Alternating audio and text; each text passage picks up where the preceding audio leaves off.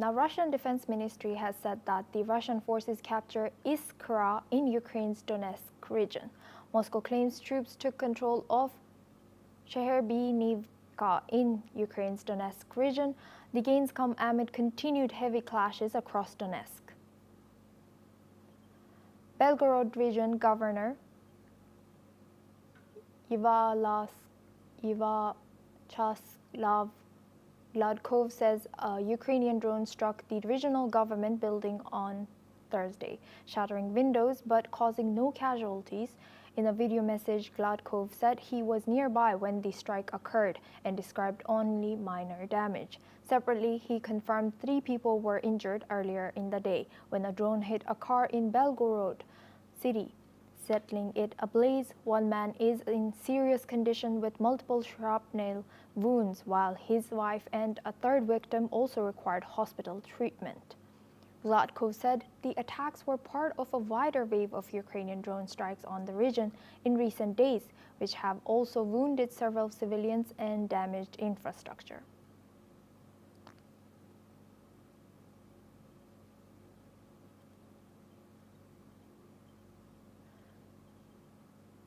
Ukraine has carried out a 2nd consecutive drone strike on Russia's Volgograd region, hitting the Lukoil refinery, according to Regional Governor Andrei Bocharov.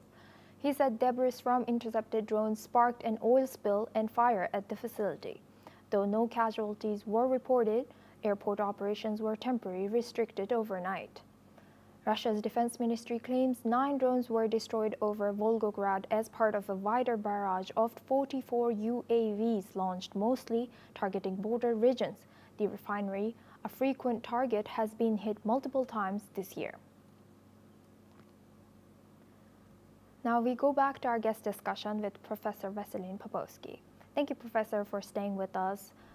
Now, what are we to make of these continuous attacks from both sides, from Russia to Ukraine, Ukraine to Russia? Is this like a form of retaliation or a pressure from both sides to both sides?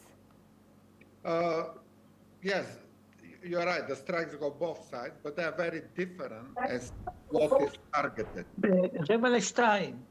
In the case of and military targets, it's one thing, and it's a country defending itself against aggression.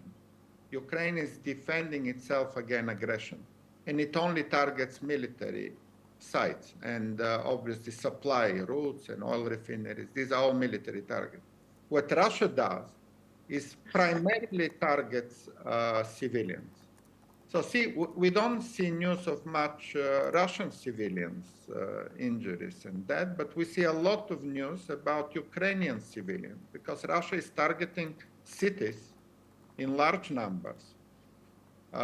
So it also shows that if Russia violates the international humanitarian law, Ukraine, a defending country, is trying only to hit the military target. So it's a very way of different conduct of war as well. So not only Russia is the aggressor, but Russia is also war criminal here, where Ukraine is in its right to self-defense, and it obviously has the right to self-defense. It has the right to hit military targets, even those in the Russian territory, by the way.